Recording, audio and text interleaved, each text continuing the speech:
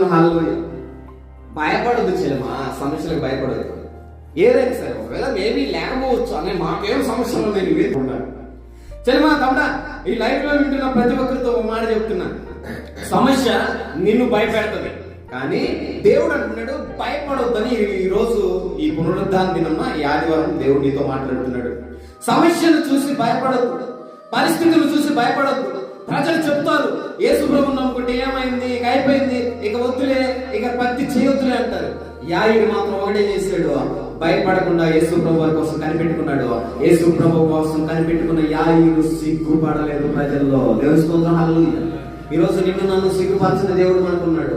దయచేసి సిగ్గుపడని దేవుడు మనకున్నాడు కనుక మనం సిగ్గుపడనక్కర్లేదు, మనం అవమానపడనక్కర్లేదు.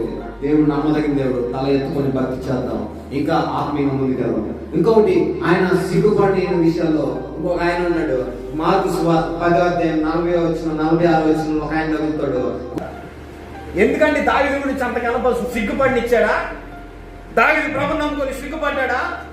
దావీదుకి నష్టాలు వచ్చాయి, కష్టాలు వచ్చాయి.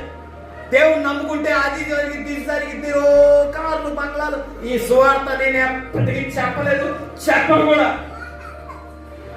దేవుని నమ్ముకుంటే నిన్ను తల ఎత్తుకునేటంటే బ్రతికిస్తాడు. మొదట ఆయన నమ్మాలి. ఆయన నమ్మడం సరిగా చేతగాకనే. అట్ట జరిగిందన్నయ్య, ఎట్ట జరిగిందన్నయ్య, అట్ట జరిగిందన్నయ్య, ఎట్ట జరగదు నాన్న.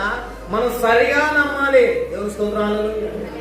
దేవునిగా నమ్మగలడం చేతగాక ఏదో బాధలకు వచ్చామని చెప్పి ఇక్కడ ఇన్నంతసేపు అమ్మయ్యా అనుకొని ఇంటికి వెళ్ళినాక బైబిల్ పక్కన పడేసి ఇంక ప్రార్థన చేయవే. నువ్వు నమ్ముకున్న దేవుడు కాసేపు అన్న ప్రార్థన చేయడానికి అరువుడు కాదా అమ్మా? ఇంకా సంఘ కూడికలు ఎక్కడ ఉంటే ఉరకవే.